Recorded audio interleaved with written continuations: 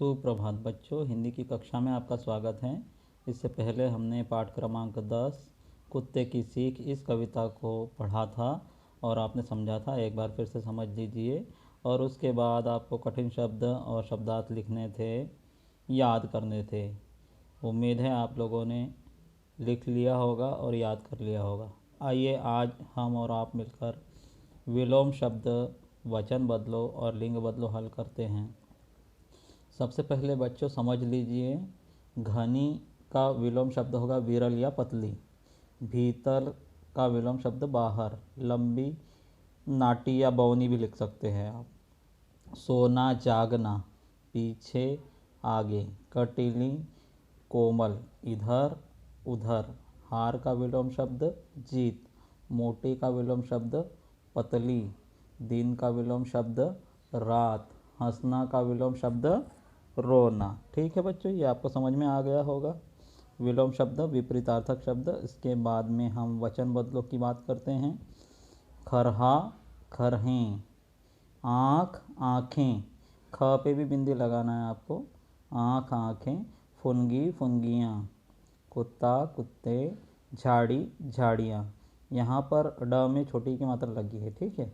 झाड़ियाँ बड़ी मात्रा की छोटी मात्रा हो जाती है जब हम बहुवचन बनाते हैं। उसके बाद है आपका सांस सांसें। पंजा पंजे। लोमड़ी लोमड़ियाँ। रोटी रोटियाँ। किनारा किनारे। शक्ति शक्तियाँ। ठीक है बच्चों, यह है आपके विलोम शब्द और वचन बदलो। अब हम बात करेंगे लिंग बदलों की, ठीक है। खरहा का लिंग बदलेंगे, स्त्रीलिंग क्या होगा? खरही। कुत्ता कुतिया। बेचारा बेचारी। लोमड़ी जो पहले से ही स्त्रीलिंग है तो उसको हम नर लगा देंगे सामने में, ठीक है। नर लोमड़ी। लोमड़ी का पुल्लिंग बनाएंगे तो नर लोमड़ी। मामा मामी आपको आता है। दीवानी दीवाना। मोटी मोटा।